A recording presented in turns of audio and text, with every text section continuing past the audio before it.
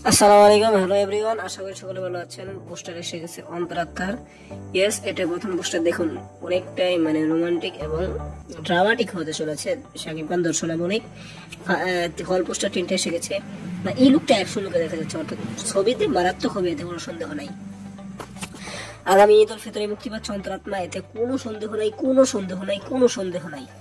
তো আজকেও দেখা যায় অন্তরাত্মা কতটুকু কি করতে পারে। আর সাকিব ইয়ানদের আন্দোলনের ফলে আজকে বরবাদ আনকাট সেন্সর পেয়ে গেছে।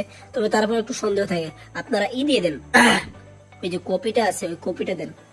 এখনো বিশ্বাস হচ্ছে না, কারণ এই এই এই এই এই শয়তানগুলো পরে বাটপার, এদের বিশ্বাস করা যায় না, বুঝছেন?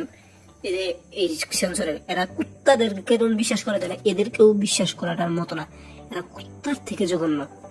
তাই বলতেছি, আপনারা ওটা দেন, ওটা বড় কথা না। এখন অন্তরাত্মার পোস্টার এসে গেছে।